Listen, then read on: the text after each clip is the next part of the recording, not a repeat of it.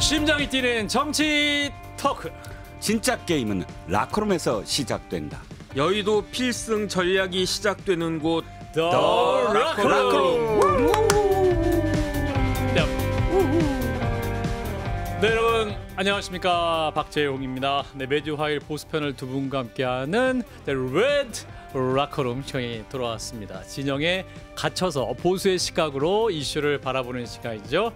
네, 오늘도 함께하실 영혼의 짝꿍, 먼저 형님 이종근 평론가님 어서 오십시오. 네, 안녕하십니까, 이종근입니다. 네, 그리고 정혁진 변호사도 함께하셨어요. 어서 오십시오. 네, 안녕하세요. 예, 날씨가 좀 추워졌습니다. 괜찮으십니까? 네. 예, 많이 쌀쌀한데 예. 오늘 저는 후회했습니다. 왜? 코트를 입을까 말까 했는데 안 입었거든요. 예. 근데 딱 그 엘리베이터에서 코트를 입은 사나이를 딱 발견한 거예요. 와, 따뜻해 보이더라고요. 그게 바로 정혁진 변호사입니다. 오늘 완전히 가을 코트. 완전 무장. 예. 바바리 코트. 굉장히 멋있었어요. 그렇고 이것도 보여드릴 수 없고 나중에 한번 볼 수 있으면 좋겠습니다. 자, 근데 건강 조심하시고 이번 주 특히 추워진다고 하니까. 자, 일단 첫 번째 정혁진 변호사님 소개 안 하셨나요? 저 안 했어요, 제가? 예. 했어요. 했죠? 네네. 예, 했어요. 안녕하세요 인사했는데. 그랬구나. 깜짝 놀랐어요. 예. 자, 일단 단연 화제는 모레 7일 있을 대통령의 기자회견 오전 10시에 한다 그러는데 대국민 담화와 기자들과의 무제한 기자회견이 있다고 합니다. 자, 어제 오후까지만 해도 이제 외교 일정이 마무리되는 이달 말쯤 할 것이다라고 했는데 전격적으로 발표가 돼서 그것도 밤에 발표가 됐어요. 그래서 이거 맞아? 진짜 했었는데. 자, 그래서 이제 한동훈 대표가 쇄신을 요구한 데 이어서 오늘은 국민의 눈높이에 맞는 담화가 반드시 돼야 된다. 이런 입장을 밝혔는데 화면으로 한번 만나보겠습니다. 제가 어제 대통령실에 다녀왔습니다. 와서 말씀을 전했고 가급적 국민과의 소통의 기회를 일찍 가지시면 좋겠다. 그리고 당초에 11월 말경 이야기가 나와서 그보다는 훨씬 이런 시점이면 좋겠고 가급적 순방 전에 해외 순방 전에 그런 기회를 가지시면은 이런 말씀을 드렸고 아마 참모진들도 같은 건의를 한 걸로 알고 있습니다. 그래서 대통령께서 고심하시다가 어제 밤에 7일 대국민 담화 겸 기자회견 하시는 걸로 최종 결심을 하셨다. 혹시 그 한동훈 대표. 추경호 대표님이 인천 대통령실에 방문해서 빨리 진행해야 한다는 의견을 전달했다고 하는데 대표님께서도 이 소식 알고 계셨어요? 저는 몰랐습니다. 이 대통령 기자회견 관련해서 전날에 열린다는 공지를 따로 대통령께서 받은 게 있으셨습니까? 저는 언론에 보도될 즈음에 전달받았습니다. 추경호 대표가 대표님께 말씀 안 드리고 간 게 뭐 대표에게 알리지 않았다는 게 패싱이라고 이런 지적도 나오는 걸로 아는데 어떻게 보셨나요? 제가 언급할 문제는 아닌 것 같습니다. 예, 자, 한동훈 대표의 말까지 들었습니다. 추경호 원내대표는 이제 본인이 어젯밤에 본인이 이제 대통령께 제안을 드렸다. 그리고 이제 실제로 이것이 이제 한동훈 대표에게는 보고가 되냐고 직접 대통령께 만난 게 패싱이다 아니다 이런 지적도 나오고 있습니다. 일단 대통령이 국민 담화 그리고 기자회견 시점을 빨리 앞당긴 점 시기적으로 어떻게 보세요? 너무 당연하죠. 당연하다. 이거는 사실 시기적으로 늦었어요. 늦었어요. 더 빨리 해야죠. 제가 늘 주장하지만 사람들이 기대하는 것을 그러니까 완전히 뒤집어야 된다. 그보다 더 빨리 생각지도 못한 어떤 게 나와야 된다. 그런데 물론 이게 11월 달에 11월 말에 한다고 다들 생각했는데 당긴 것 그 자체가 평가절하돼서는 안 됩니다. 당연히 좋은 어떤 그 결정이긴 한데 그럼에도 불구하고 아직도 되게 늦다. 반응도 늦고 결심하는 것도 늦고 그러니까 이런 것들이 훨씬 더 빨라져야 된다라고 생각을 합니다. 예, 진작 더 빨리 했어야 됐다. 우리 정 변호사님은? 글쎄 성경에 범사에 때가 있다고 그랬잖아요. 예. 지금 제가 봤을 때 이종근 선배님 말씀하신 것처럼 늦었다라고 생각을 하고요. 그나마 늦었다라고 생각할 때 반응하는 게 그나마 나은 것이다. 그나마 낫다 그 생각은 들고요. 마음 같아서는 사실 오늘이라도 대통령이 기자회견 하셨으면 더 좋았겠다라고 생각이 드는데 아무래도 준비하는 시간이 필요했을 테니까 그러니까 이제 그 8일 그 목요일이죠. 그 목요일 날 하시는 것도 뭐 그거는 어느 정도 이해할 수 있겠다는 생각이 듭니다. 예, 일단 대국민 담화를 하고 이제 시간 제한 없이 무제한 기자회견을 한다고 하는데 요거 어떻게 보세요? 오전 10시 시작하는데 이제 되게 관성적으로 한 12시가 되면 대변인이 자 여러분들 기자분들 식사도 하셔야 되니까 요쯤에서 마지막 질문 받고 마무리하겠습니다. 이런 느낌으로 갈 가능성이 좀 많아 보이긴 합니다만 어떠한 풍경이 연출될지 한번 예상을 해보면 우리 이종훈 평론. 글쎄요. 저는 대통령이 지금까지 보여준 모습에서 전혀 다른 어떤 모습으로 나오셨으면 합니다. 생각지도 못한 모습들. 왜냐하면 지금 2년 반 동안 모습이 늘 똑같았거든요. 어떤 것 어떠한 어떤 반성과 성찰도 사실은 말뿐이었지 실질적으로 국민들이 느끼기에 아 이게 진짜 대통령이 이걸 잘못했다고 생각을 하는구나라고 느껴본 적이 별로 없는 것 같아요. 왜냐하면 어법이 좀 그러세요. 이번 어법을 좀 바꾸셔야 될 텐데 지난번에 의료 갈등, 의료 대란과 관련된 그때 당시에 담화문 보시면 알겠지만 어법은 딱 이겁니다. 그랬습니다마는 이게 한 굉장히 많이 들어가요. 그러니까 우리가 다 의료와 관련돼서 이렇게 수기를 했습니다마는 국민 눈높이에는 약간 못 미쳤던 것 같습니다. 이런 식의 어법이거든요. 그러니까 뒷부분보다 앞부분이 훨씬 더 길어요. 보면 우리가 이렇게 잘했다. 우리가 이렇게 결정했다. 우리는 이런 식으로 가고 있다. 이런 설명들이 길고 뒤에 그런데 조금 여러분들이 못 받아들이신 것 같으네요. 라는 느낌이거든요. 근데 이번엔 그렇게 해서는 안 된다. 그러니까 이번엔 태도가 가장 큰 문제가 될 거예요. 그러니까 사람들이 태도를 볼 거예요. 대통령의 예. 왜냐하면 정말 김건희 여사와 관련된 문제가 심각하다는 걸 느끼고 있는가, 그리고 거기에 대한 해법을 제대로 내놓고 있는가, 그리고 국민들이 왜 이 지경까지 이르도록 분노를 느끼고 있는가에 대한 반응이거든요. 그럼 보다 더 겸허한 어떤 태도로 어법을 좀 바꾸시면서 이건 정말 판단이 잘못됐다든지 또는 이런 어떤 결심을 못했다든지 이런 과정들이 보다 소상히 국민들에게 다가갈 수 있는 진솔한 그런 어법이 되셨으면 합니다. 예, 아주 더 지난번과는 달라야 된다. 이거 뭐 정책은 큰 문제가 없었는데 다만 뭐 이런 느낌의 말씀 많이 하셨기 때문에 그 부분은 지적하신 것 같고 정 변호사님. 글쎄요, 이번에는 이제 약속을 지키셔야 될 것 같다는 생각이 들고요. 약속? 예, 시건을 하면 안 된다 그 생각이 들고 그다음에 대통령이 기자회견하면 점수를 얻어야 되는데 점수를 잃으면 안 되겠다. 제가 약속 지켜야 된다라고 하는 게 뭐냐면은 대통령이 돌을 맞겠다고 그러셨잖아요. 맞아요. 며칠 전에. 맞아요. 그런데 왜 제가 살다가 대독 총리란 말은 들어봤는데 대돌 총리란 말은 제가 처음 들어봤어요. 대돌 대신 돌을 맞는 총리. 그러니까 저는 이게 왜 이럴 수밖에 없었는가. 뭐 한동훈 대표가 좀 강한 이야기하고 뭐 이런저런 이야기도 있었지만 시정연설에 국무총리를 내세우는 법이 어디 있습니까? 저는 더군다나 대통령이 뭐 피치 못할 일 있으면 국무총리가 나가도 되는데 그런 일이 없었잖아요. 더군다나 대통령이 불과 며칠 전에 돌 날아오면 맞겠다라고 했는데 왜 시정연설조차도 피하는가? 이건 제가 봤을 때 시건한 거거든요. 그러니까 다른 거 다 해가지고 요번에는 제한 없이 한다고 그랬잖아요. 그러니까 아침에 10시에 시작하면 제한 없이 2시, 3시, 4시가 되더라도 기자들이 국민들이 궁금해하는 거 있으면은 거기에 대해서 대통령은 성실하게 답을 갖다가 하셔야 될 것 같고요. 제가 기자회견 한 번도 해본 적이 없고 본 적도 없는데 그런데 어쨌든 기자들이 뭐 점심 시간 됐으니까 이제 그만둡시다 이런 식으로 하면 안 될 것이다. 저는 그런 생각이 끝장 토론, 끝장 기자회견을 많은 사람들이 기대하고 있을 것이다. 생각 듭니다. 그렇군요. 저희도 한번 같이 가면 좋을 것 같긴 한데 자 일단은 기자회견과 대국민 담화의 가장 핵심적인 주제는 두 가지입니다. 두 가지 키워드죠. 하나는 명태균 씨 논란, 또 하나는 김건희 여사의 활동 문제인데 자, 첫 번째로 이 명태균 씨 논란은 사실은 녹취록 속의 두 분 대화가 전 국민에게 들려졌기 때문에 이 부분에 대한 언급은 반드시 좀 뭐랄까 정확하게 그리고 한번 짚어 주셔야 될 것 같은데 이제 기존 대통령실 입장 그대로 어느 순간 끊었다. 그 이후에 연락 안 했다. 뭐 이런 정도 말씀하시면 좀 곤란하지 않나요? 그렇죠. 대통령실이 대응을 처음부터 잘못했어요. 국민들이 알고 싶은 건 한 번 만났다, 두 번 만났다, 언제부터는 아까 전화를 끊었다.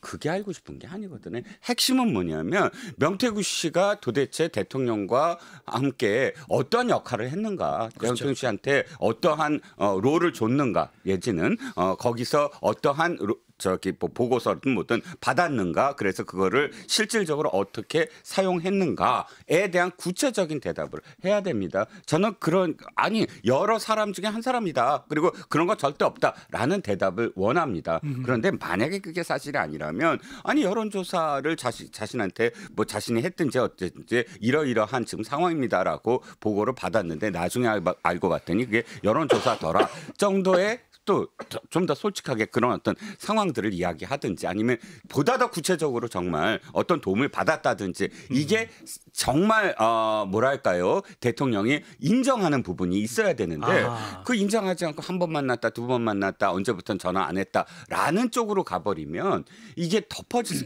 뭐랄까, 국민들이 납득을 할 수가 없어요. 왜냐하면 명태균 씨에서 계속 이야기하는 게 뭐예요? 그렇죠. 내가 지금 하야 할 수 있는 뭔가를 갖고 있다. 한 달이면 이렇게 얘기하는데 한 번 만났다, 두 번 만났다로 그거를 해명을 하면 국민들이 그걸 납득을 하겠습니까? 그러니까 이 지금 정치 브로커라는 사람의 입에서 나오는 것에 대해서 정확하게 대통령실이 여기까지 이 사람이 어떤 뭐 도움을 줬다든지 어떤 일을 했다, 그건 여러 사람 중에 하나다. 그런데 이것이 실질적으로 어떤 부분에서 판단을 잘못한 부분은 인정하겠다. 뭐 이런 식의 구체적인 답변이 나와야 된다라는 겁니다. 명태균 씨와 관련된 어떤 부분만큼. 그렇죠. 예. 네, 일단 명태균 씨에게도 본인이 뭐 이렇게 사기꾼이다 이런 말보다는 그 대선 때 도움 받았다, 이걸로 자기는 만족한다, 끝이다 그러는데 자꾸 이제 여권에서 브로커, 사기꾼 하니까 본인도 막 더 강하게 나오는 것 같은데 정 변호사님은 어떻게 입장 밝혀야겠나요? 글쎄요, 명태균 씨 관련된 녹취록 제가 보고 저도 좀 놀랐어요. 하지만 뭐 내용이 좋지 않았죠. 예. 내용이 이렇게 적절했던 내용은 아닌 것 같은데 그런데 그 내용보다 더 심각했던 건 뭐냐면은 대통령이 명태균이란 사람과 딱 2번 만났다고 말씀하셨었잖아요. 그렇죠. 그런데 그게 결국은 식언으로 드러났잖아요. 대통령이 식언한 거는 이재명 대표가 식언한 것과 또 다른 거 아니겠습니까? 야당 대표가 식언한 것과 대통령이 식언한 건 좀 차이가 있다라고 저는 생각을 하는데 그것도 문제라고 생각을 하고, 제일 문제라고 생각하는 건 뭐냐면요. 도대체 금방 드러날 일을 왜 그렇게 식언을 했는가. 저는 그게 가장 큰 문제라고 생각을 하거든요. 대통령실 참모 기능들이 완전히 정지되어 있나? 그다음에 대통령실 참모들은 아무런 인포메이션이 없나? 인포메이션이 제대로 없으니까 저런 식의 대응을 건의한 건가? 아니면 충분히 대통령이 말씀을 하셨음에도 불구하고 저런 건의를 한 건가? 저는 그 부분이 납득이 되지가 않고요. 그러니까 대통령실이 뭐 누구 라인이고 그걸 떠나가지고 제 눈에는 대통령실이 굉장히 무능해 보이거든요. 그러니까 쇄신돼야 되는 거 아닌가, 저는 그런 생각이 들고 어떻게 이런 일이 벌어졌는지에 대해서 대통령이 직접 말씀해 주시면 제일 좋겠다는 생각이 듭니다. 예, 일단 진솔하게 소상하게 국민들이 이해될 때까지 말씀해달라라는 주문이었고, 이제 또 하나의 문제는 이제 김건희 여사 문제입니다. 이제 한동훈 대표는 김건희 여사의 활동에 즉각적인 중단을 요구하고 나섰는데 대통령이 관련해서 어떠한 수준까지 구체적으로 말씀을 할 것인가. 일단 이달 말에 일단 외교 활동도 있기 때문에 그러한 뭐 순방 일정까지 제한하겠다라는 뭐 극단적인 얘기까지 나올 것인지 어떻게 기대하세요? 오늘 뭐 언론에서 그것과 관련한 보도가 나왔어요. 예. 외교 의전 부분을 제외하고는 활동하지 않는 방향으로 지금 대통령실이 생각하고 있다라는 겁니다. 예. 그런데 외교 의전이라고 하면 사실 그 이외의 일은 하지 않아야 되는 거 아닌가요? 원래 대통령 부인의 공식적인 일정은 외교 의전입니다. 그렇잖아요, 외교 의전. 그런데 사실 그 이외에는 뭐 꼭 하자 안 하자가 아니라 본인이 뭐 사회적 약자를 그 이전에 영부인들이 하는 어떤 그 영부인으로서의 활동이 대개는 사회적 약자를 뭐 도와준다든지 그쪽에 가서 모습을 보임으로써 전체적으로 이런 그 부분에서 우리가 함께 나서야 된다라는 그런 촉매제 역할을 한다든지 이런 부분들이 고작이었는데 그 이외의 부분이 뭐가 있겠습니까? 저는 좀 아쉬운 게 그것조차도 사실 국민들이 지금은 그러니까 뭐랄까 납득을 못할 것 같아요. 잠시라도 어쨌든 대통령 부인으로서의 모든 것들을 조금 더 내려놓는 좀 더 충격적인 답변이 나오기를 좀 기대하거든요. 그렇지 않고 외교 의전 이외에 안 하겠다고 한다면 외교 의전은 당연히 해야 되는 게 아니냐. 저는 이전에 한 수개월 전까지는 제 입에서 외교 의전은 꼭 해야 된다. 대통령 부인이 만약에 안 나서면 예를 들어서 전체 에이펙이라든지 다 그렇죠. 부부 동반하는데 어떻게 하느냐라고 이야기했는데 저는 이 입장이 좀 바뀐 게 최근 들어서 계속 나오는 그 문자의 내용들이 국민들이 생각하기에 와 대통령 부인은 도대체 대통령을 어떻게 생각하는 거며 또 어떤 대통령을 솔직히 좌지우지하는 실제로 그런 역할을 했는가. 왜냐하면 문자에 그렇게 유추될 수 있는 표현들이 분명히 있지 않겠습니까? 예. 사실이 아니기를 바라고 또 사실이 아닐 겁니다. 하지만 국민들이 납득할 수 있는 그런 방법은 일단 좀 더 충격적이더라도 대통령 부인이 겉으로 드러나는 어떤 활동, 어떤 활동도 일단 잠시 동안이라도 좀 내려놓겠다라는 정도의 충격이 좀 있어야 되지 않을까 싶습니다. 그러니까 외교 일정마저도 포기할 수준이 돼야 된다. 아니, 그러니까 포기라기보단 일정 정도 어쨌든 유예 기간을 좀 유예 갖겠다. 기간을 두고 예. 정부는 글쎄요, 저는 종합적으로 판단해야 된다라고 생각이 되는 게 네. 일단은 김건희 여사가 포토라인에 등장하면 그러면은 많은 국민들이 좋아하지 않을 거예요. 일단은 그런 모습을 좀 자숙하는 모습을 예. 보고 싶어하는 게 지금 국민들의 최소한 70% 국민들의 그 의사 아닌가 저는 그런 생각이 드는데 그런데 외교 관계라고 하는 건 상대방이 있는 거잖아요. 그러니까 이거는 우리만 생각해가지고 이거를 이래라 저래라 할 수 있는 그런 부분은 아니지 않을까 그런 생각이 들고요. 예. 그래서 이 부분은 제가 봤을 때 대통령실 참모들은 전 신뢰 못하겠거든요. 능력이 없다라고 생각을 하거든요.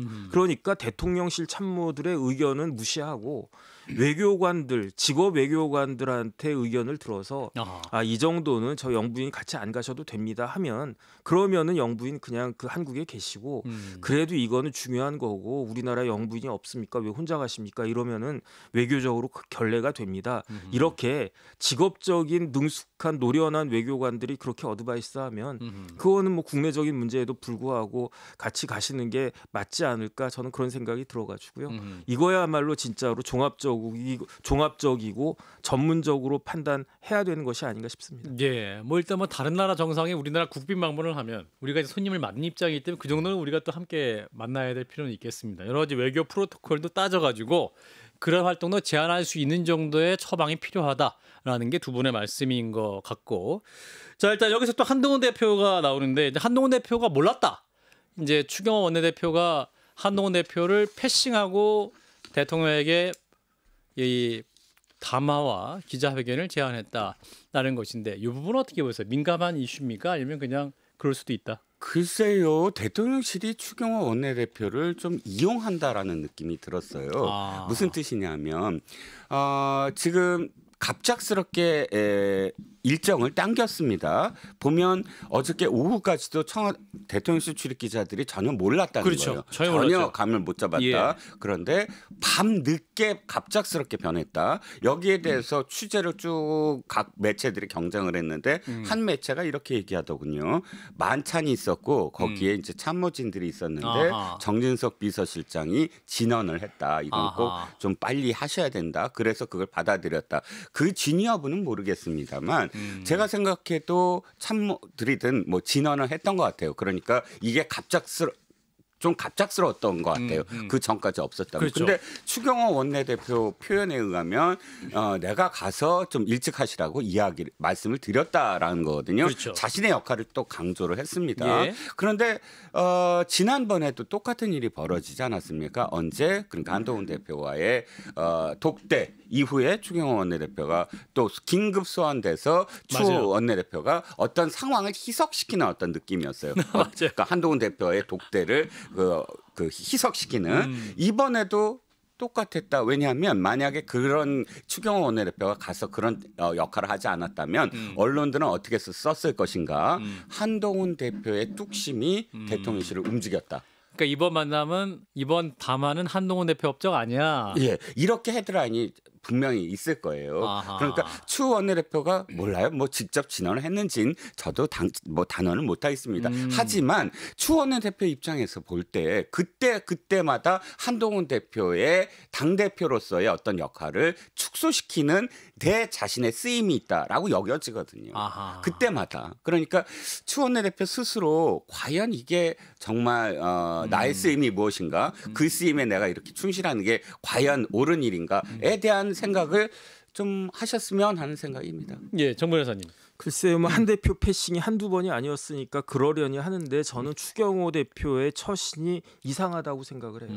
저 같으면 그렇게 안 했을 것 같거든요. 예. 예컨대 대통령실에서 콜이 왔어요. 그럼 저 같으면은 한동훈 대표한테 전화로라도 그 대통령실에서 오라고 하는데 가가지고 이러이러하게 제가 말씀을 드리겠습니다라고 이야기를 했을 것 같고 예. 아니면 추경호 대표가 본인이 먼저 대통령실에 전화했을 거면 그럼 더더군다나 그랬을 것 같고 예. 그 다음에 그걸 이야기하지 못할 피치 못할 그런 사정이 있었다라고 하면 저 같으면 함구하고 있었을 것 같거든요. 가만히 있었을 것 같거든요. 그런데 기사를 보니까 추경호 대표가 먼저 자기가 요청했다라고 그렇게 이야기를 갖다가 했다라고 하는 건데 예. 그러면 추경호 대표가 높아집니까? 그러면 추경호 대표가 영향력이 있고 대단한 사람, 당대표 정도 이렇게 제낄 수 있는 사람으로 그렇게 평가가 됩니까? 저는 아닐 것 같거든요. 예. 오히려 본인의 그 채신을 갖다가 좀 깎아먹는 그런 거 아닌가 저는 그런 느낌이 드는데 왜 그 굉장히 그 노련한 그 경제 관료 출신인 추경호 대표가 이런 식으로 행동을 하나, 처신을 하나 저는 이 부분이 사실은 납득이 되지가 않습니다. 예, 자 이런 가운데 인적 쇄신 얘기가 나오는데 이제 대통령실 입장은 인위적인 인적 쇄신을 안 하겠다 이렇게 말을 하자 한동훈 당대표가 원래 인적 쇄신은 인위적인 거야 이렇게 말을 했어. 그러니까 지금 대통령실에 있는 참모들은 종신직이에요. 종신직? 예를 들어서 아프거나 예. 혹은 사망을 하시거나 뭐 아니 좀 예입니다. 유고. 하지 않으면 예. 안 바뀌는 거예요. 왜? 인위적으로 바뀔 수가 없으니까. 그 말이 맞다면 아니 뭐 이 사람을 교체하는 건 다 인위적이에요. 저는 한동훈 대표의 표현이 맞다고 생각하거든요. 그러니까 대통령실의 얘기는 자연적으로 바뀌어야 된다는 거예요. 예. 자연적인 건 뭐죠? 돌반적인 사고나 아니면 거리, 예. 유고 예. 이것이 아니고서는 모두 다 조퇴. 인위적이다. 그러니까 이 발상 자체가 납득이 안 가고요. 저는 지금까지 정치부에서 뭐 있었고 또 이제 병축평론가로 활약하면서 예. 늘 입에 달고 다니는 말이 있습니다. 인사야말로 메시지다. 구구절절히 뭘 하겠다 비전을 얘기하고 막 뭐 정책을 이야기하고 하는 것보다 더 간단한 게 어떤 사람을 그 자리에 딱 앉히면 그러면 국민들이 앞으로 뭘 하겠다는 거구나. 알 수가 있거든요. 뭔가 변화를 하겠다는 거구나. 알 수가 있거든요. 그게 인사가 즉 메시지다라고 하는 이유이거든요. 그런데 이 정부는 지금까지 한 번도 메시지를 내놓지 않고 있다. 프리젠테이션만 한다. 쫙 차트 놓고 이거 하고 있다, 이거 하고 있다, 이거 하고 있다, 이거 하고 있다라고 국민들한테 나열식으로 이야기만 하고 있는데 실제로 국민들은 이 정부가 무엇을 하는지 기억이 나지 않거든요. 그래서 저는 늘 주장합니다. .txt 정부가 돼서는 안 된다. .txt는 뭐냐면 누르면 뭐죠? 텍스트만 나열. 화면에 텍스트만 나와요. 예. 근데 정확하게 뭘 해야 되느냐? .exe 파일의 정부가 돼야 된다. 누르면 뭔가가 나와요. 누르면 뭔가 어떤 그 게임이 나오거나 아니면 어떤 파일이 나오거나 뭔가 실행할 수 있어요. 예. 뭔가 실행할 수 있는 정부가 되어야지 누르면 늘 텍스트 우린 뭐 하고 있습니다라고 텍스트가 나오면 국민들이 그걸 납득을 하겠습니까? 근데 인사도 역시 마찬가지다. 메시지다. 네. 인위적이지 않은 인적 개편 가능합니까? 글쎄요, 저는 뭐 이종근 선배님하고 생각이 똑같기 때문에 더 뭐 보탤 말이 없는데 예. 쇄신이라고 하는 단어가 뭔지를 대통령실에서 좀 찾아봤어야 된다라는 생각이 들고요. 쇄신. 그 다음에 인위적이라고 한 형용사를 뺐으면 말이 된다 이야기예요. 그러니까 대통령실은 인적 쇄신 안 하겠다 이렇게 한마디 하면 끝날 거를 거기에다가 왜 쓸데없이 인위적이란 말을 붙여가지고 그 논리적인 모순을 스스로 범했는가. 하기 싫으면 하기 싫다라고 하면 되는 거지. 하기 싫다고 뭐 그냥, 인위적? 예. 하기 싫으면 싫다고 해. 네네. 예, 그렇군요. 자, 일단은 이번 주 7일 목요일 날 대통령의 대국민 담화 기자회견. 또 어떤 모습으로 대통령이 국민과 소통을 할지 국민들의 또 아픈 부분을 잘 긁어주실지 한번 기대하면서 기다려보죠. 자, 민주당 얘기로 넘어가 보겠습니다. 자, 더불어민주당은 이제 명태균 씨와 대통령이 육성에 남긴 전화 녹취록을 공개한 이후에 더욱 공세를 강화하고 있습니다. 지난 주말에는 장외 집회도 했는데 이재명 대표의 발언을 듣고 이어가겠습니다. 지금 대한민국 헌법 제1조가 유린되고 있습니다. 섣불로 몰아낸 어둠이 한심 크고 캄캄한 암흑이 되어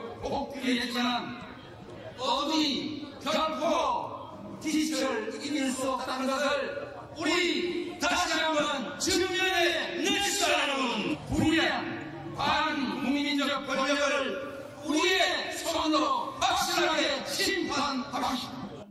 예, 자 더불어민주당 지난 주말 주최 측 주사는 한 30만 명이다. 뭐 경찰 주사는 한 17,000명, 15,000명이다. 뭐 이렇게 또 숫자는 엇갈리고 있습니다만 분명은 이제 거리가 열기가 있었던 건 사실인 것 같고 일단 11월을 김건희 특검의 달로 더불어민주당은 정했습니다. 공세를 강화하고 있는데 민주당 모습 어떻게 보고 계십니까?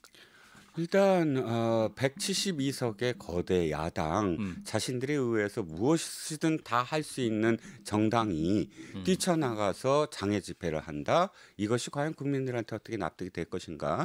지금까지 장애 집회를 하는 이 정당은 예. 이유가 뭐냐면 소수 당이기 때문에 정상적인 절차로 자신들의 뜻을 펼칠 수 없는 상황이기 때문에 뛰쳐나가서 장애 집회를 한 것이거든요. 예, 예. 그래서 국민들의 어떤 뭐랄까 호소를 하고 직접적으로 만나서 그런데 지금이 그런 상황인가라는 첫 번째 생각. 두 번째는 그것을 이야기하는 사람의 도덕성 내지는 그러니까 진짜 이렇게 이야기할 수 있는 최소한의 자격을 갖춘 사람인가 이재명 대표 얘기입니다. 예. 이재명 대표가 스스로 지금 4개의 재판을 받고 있고 앞으로도 수사를 받아야 될 혐의들이 또 남아 있습니다. 그렇다면 지금 전 당원들을 총동원령을 내리는 것이 언론에서든 아니면 상대 당으로서든 어떤 이야기를 듣고 있습니까? 방탄입니다. 11월 달에 이렇게 자기의 선거가 있으니까 그것을 이슈를 돌리고 또 더군다나 이 정당 내부에서 만약에 1심에서 피선거권이 박탈되거나 또는 선거보증금을 다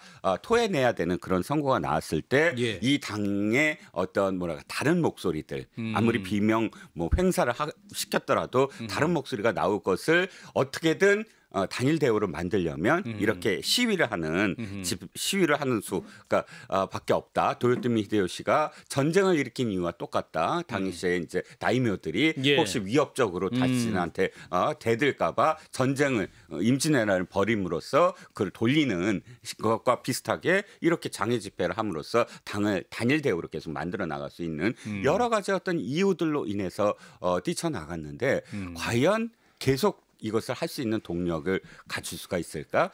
장애 집회는 뭐죠? 새예요.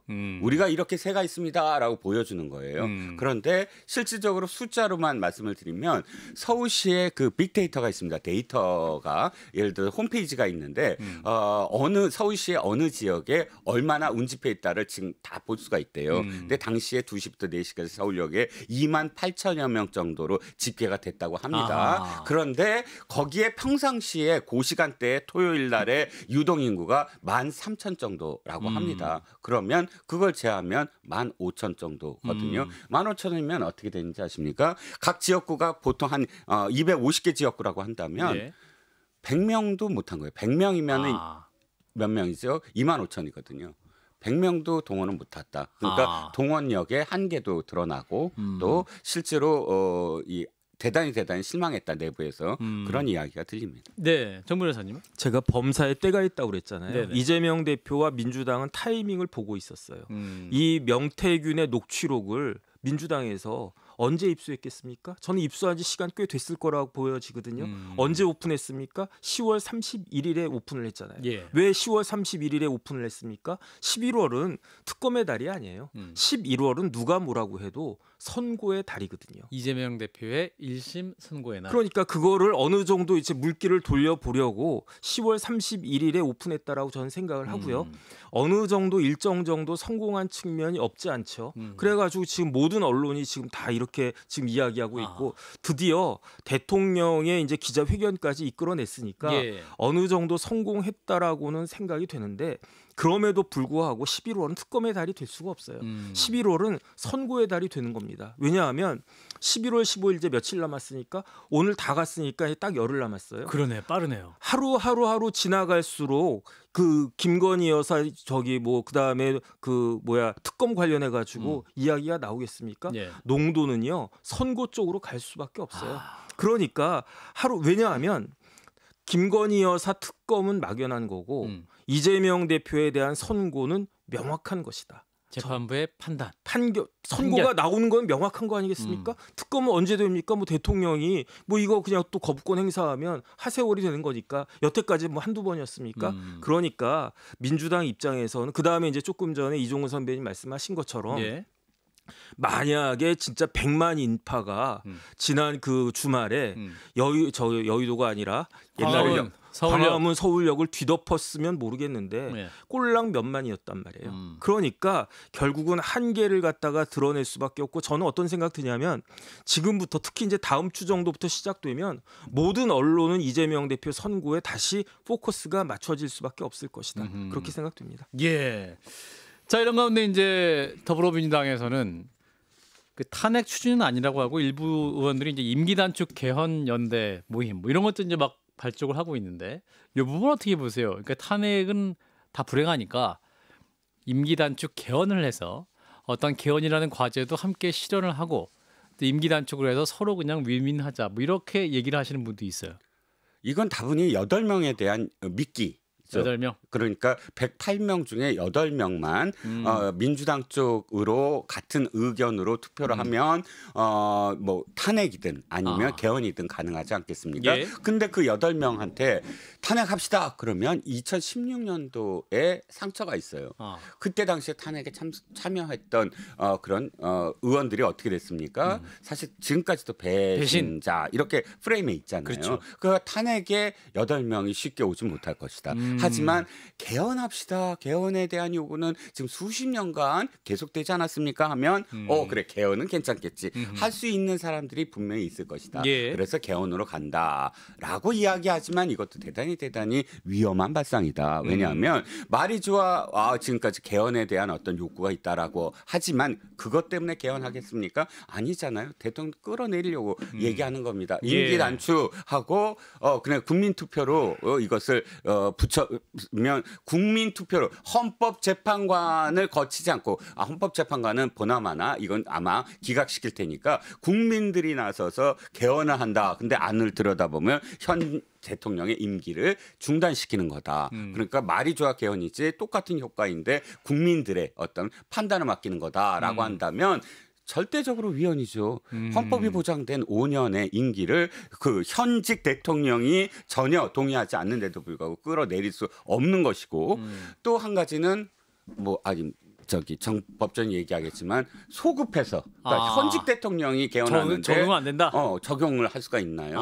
소급해서 적용 안 되고 다음 대통령이 문제가 되는 거죠. 임기가 뭐 4년이면 4년. 그러니까 말이 안 되는데 어쨌든 말이 안 되더라도 말이 안 되는 것은 뭐 민주당이 한두 번 한 게 아니니까. 예. 자, 이 부분이죠. 그러니까 만약에 개헌한다 할지라도 현직 대통령에게 그 부분이 적용되는 것인가 이 부분도 논란거리인데 우리 법전님께서 명확하게 설명해 주세요. 그거는 저희 법적인 문제가 아니고요. 상식? 예컨대 대통령이 내가 임기 줄여가지고 개헌하겠다라고 해가지고 국민들이 찬성하면 그걸 누가 법적으로 문제가 된다라고 위헌이라고 이야기하겠습니까? 본인의 의사가 중요한 거다. 그건 의미가 없고. 그렇구나. 그다음에 전 어떤 생각이 드냐면 탄핵이나 개헌이나 똑같은 거거든요. 똑같다. 대통령이 스스로 결단해가지고 내 임기 줄이겠다라고 하지 않는 이상 개헌은 이루어지지가 않습니다. 그 이유는 네 가지인데 첫 번째 박근혜 전 대통령. 박근혜 전 대통령 탄핵됐잖아요. 그렇죠. 그 박근혜 전 대통령 탄핵이 돼가지고 우리나라가 행복해졌습니까? 아니라고 생각하거든요. 그다음에 박근혜 전 대통령이 탄핵이 돼서 그다음에 대통령 된 사람이 누굽니까? 문재인 대통령이었잖아요. 문재인 대통령이 성공적으로 국정을 이끌었습니까? 아니잖아요. 지금 온갖 뭐 별별 무슨 뭐부터 시작해가지고 뭐까지 온갖 것들이 잡음들이 딱 나오고 있잖아요. 문재인 정권 실패했으니까 윤석열 대통령이 문재인 정권에서 검찰총장 출신이었는데 그런 후보가 넘어와가지고 대통령 될 정도로 문재인 정권은 철저하게 실패한 정권이다. 저는 그런 생각이 들고요.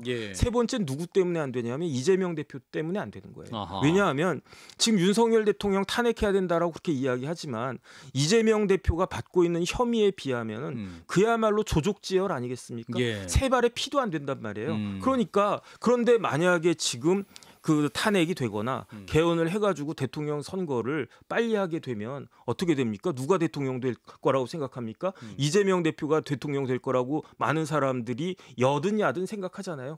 그거를 용인할 수 있는 사람이 있겠습니까? 민주당 지지한 사람들은 용인할 수 있겠지만 그 여당을 지지하는 사람은 절대로 용인하지 못한단 말이에요. 뭐 어제 서정욱 변호사 잠깐 말실수했긴 했지만 예. 저는 말도 안 된다라고 생각을 하고 예. 결정적으로는요.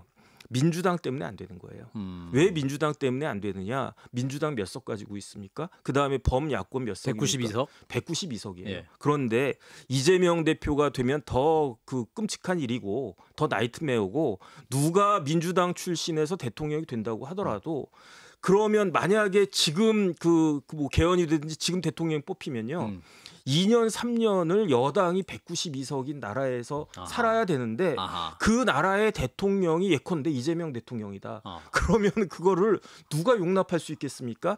탄핵이든 개헌이든 여당 야당이 일치해가지고 도저히 안 되겠다고 했을 때 이루어지는 게 탄핵이고 개헌 아니겠습니까? 박근혜 전 대통령 때도 마찬가지고 노무현 전 대통령 때도 마찬가지고 여당이나 야당의 단독만으로 될 수 있는 게 아니니까. 그런데 지금은 이러한 여러 가지 정황들을 봐가지고 제가 봤을 때 아무리 윤석열 대통령에 대한 그 불만이 있고 그다음에 지지하지 않는 계층이 70%가 넘어가도 현재 상황에선 탄핵 개헌은 불가능하다. 불가능하다. 자, 그런데 이 상황에서 이재명 대표 1심 재판을 생중계합시다라고 주진우 국민의힘 의원이 요청했습니다. 자, 국민의힘에서 TV 생중계를 이제 재판 1심인데 요거 하자. 요 제안은 어떻게 들으셨어요? 우리 이종훈 이재명 대표가 나설 거라고 저는 믿습니다. 이재명 대표가 지금까지 말씀하신 거는 누가 보더라도 무죄다. 이건 뭐 삼척동자도 다 한다. 무죄인 거. 무죄다. 완전 무죄다. 검찰의 강압적인 수사다. 이거 다 누가 보더라도 검찰의 강압적인 수사가 다 드러났다라고 늘 말씀하셨으니까 이번에 생중계를 하면 완전히 정말 금상첨화 아니겠습니까? 자신의 무죄를 전 국민들한테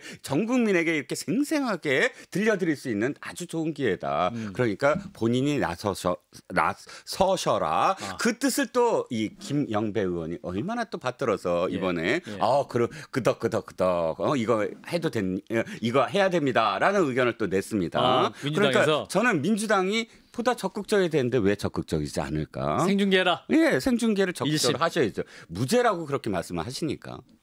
우리 정 법전께서 글쎄요, 이재명 대표는 진퇴양난일 것이다라는 생각이 들어요. 원칙적으로 재판을 중계하지는 않습니다. 재판은 공개하는 게 원칙이지만 중계하면 안 되는 게 원칙인데 예외가 뭐냐면 재판장이 허가하면 되거든요. 그런데 재판장이 자기 마음대로 허가하는 게 아니에요. 누구의 동의가 있어야 되느냐?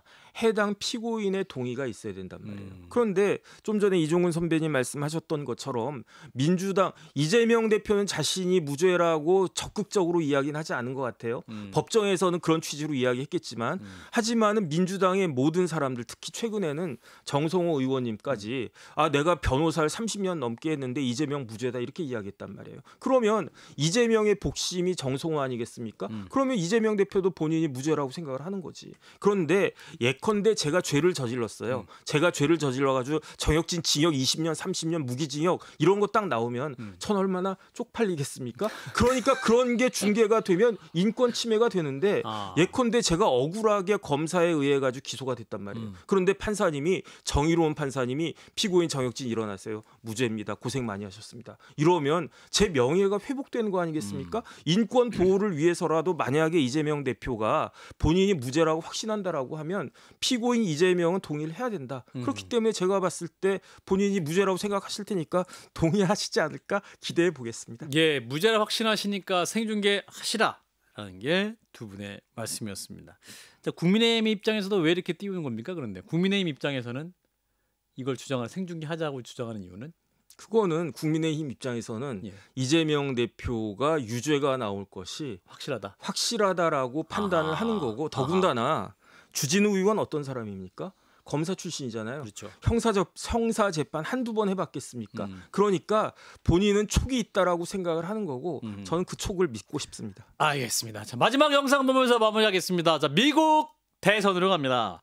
자, 47대 미국 대통령을 선출한 선거가 시작이 됐는데 개표가 시작됐어요. 이제 카멜라 해리스와 도널드 트럼프 두 분이 이제 아주 여론조사 결과 초접전으로 나왔고 예측이 어려운 상황인데 거의 반반인 것 같아요. 어떻게 보세요? 일단 영상을 잠깐 보고 이어가겠습니다.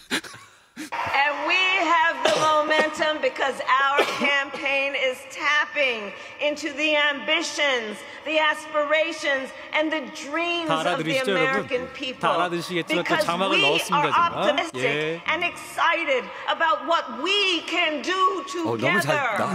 Can you imagine they spend all this money, all this money on machines, and they're going to say we may take an extra 12 days to determine. And what do you think happens during that 12 days? 부정선거 의혹 제기하고 또 벌써부터 예. To get me, somebody would have to shoot through the fake news, and I don't mind that so much. 예, 대단합니다. 자, 트럼프 후보와 해리스 후보 두 분인데 거의 뭐 49대 49의 싸움을 싸고 있다라고 0.1%의 승부다 뭐 이렇게 얘기를 하고 있는데. 자, 어떻게 전망하세요? 49대 49 게임이라면 트럼프가 유리하다라고 봅니다. 왜냐하면 워낙에 바이든과 트럼프 때부터 트럼프가 굉장히 유리한 고지를 점령하고 있었어요. 근데 한순간 바이든이 내려오면서 해리스가 치고 올라갔을 때 언론들이 그만큼 또 반겼잖아요. 왜냐하면 익사이팅해지니까. 그래서 노출도가 굉장히 높아졌습니다. 근데 그때 해리스가 좀 더 완벽하게 좀 벌려놨어야 됐는데 문제는 해리스 부통령이 캐릭터 자체가 제가 좀 이렇게 들여다보면 본인의 어떤 카리스마라든지 본인의 어떤 정책이라든지 예를 들면 오바마랑 비교를 할 때 상당히 좀 떨어지더라. 원샷을 딱 받으면 막 돋보이지가 않아. 그렇죠. 자기의 이슈를 그러니까 딱 떠올리는 것. 그러면 낙태 이외에 카말라 해리스 그러면 떠올릴 수 있는 어떤 단어, 이미지 그런 것들이 뚜렷하지 않더라. 그러니까 인터뷰도 사실 부통령 그 후보랑 함께 인터뷰를 했거든요. 본인이 나서서 본인을 뭐 보이는 게 아니라 가장 좋은 홍보는 본인이거든요. 자기 자신이 매력적인 어떤 상품이 돼야 되는데 그래서 현재의 어떤 굉장히 그런 백중세는 트럼프에 대단히 유리한 그런 지형이 아닐까. 왜냐하면 마지막으로 한 번만 더 힐러리가 트럼프를 완벽하게 거의 따돌렸다고 하는 그 선거에서도 졌잖아요. 지지율에서는. 이게 이제 직접 투표가 아니라 선거인단으로 환산해서 나오는 거기 때문에 뭐 전체적인 득표는 민주당이 조금 많이 나와도 선거인단 환산하면 또 이게 공화당이 이기는 쪽으로 나온 선례도 있기 때문에 그 결과를 아마도 예측하신 것 같고. 그래서 트럼프 우세. 정영진 변호사님? 전 모르겠어요. don't know. Only God knows. 그래도 반전이 있을 거예요. 반전. 그러나 한두 쏘는 게 아니라서. 자, however. 왜냐하면 선거인단 투표니까.